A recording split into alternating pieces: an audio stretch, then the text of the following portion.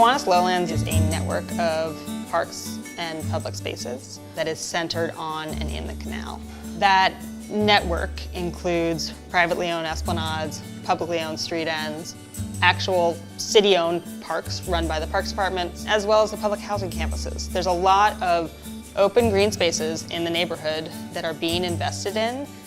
Our city has actually been talking a lot about parks without borders, and this is really the definition of a park without borders.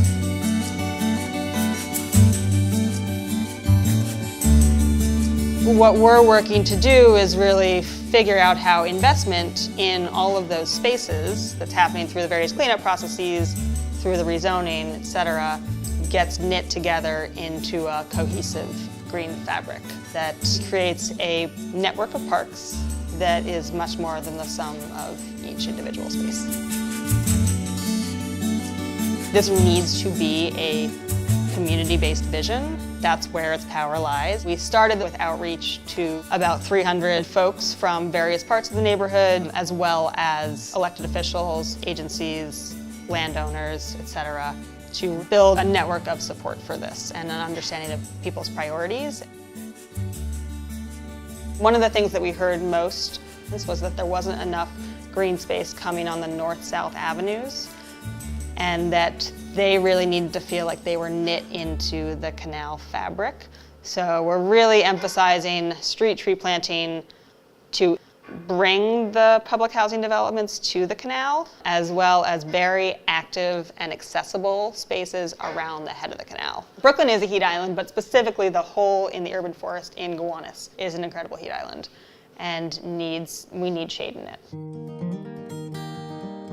Every private developer that changes use along the canal is required to build a public access esplanade. What we're trying to do with the Gowanus Lowlands is develop a design language and priorities for those esplanades that really make them for the larger community. In the middle of the canal, there are existing and proposed arts uses, the powerhouse in particular, as well as this building, which is owned and operated by artists, can factory, etc. We're looking to leverage that existing community to build more of an arts district, an eco-arts district, if you will, around the center of the canal. One of the most unique features of the canal are the turning basins. They are where barges used to actually come in and turn around. They're a perfect place for salt marsh restoration as well as potential public access.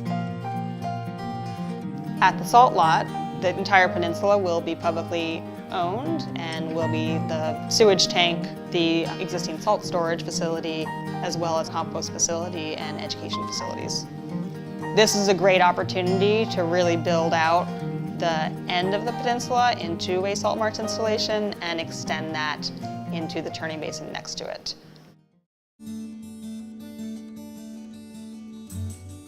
The Gowanus Creek was a tidal estuary that was fed by freshwater creeks coming down the hills from Park Slope and Cobble Hill.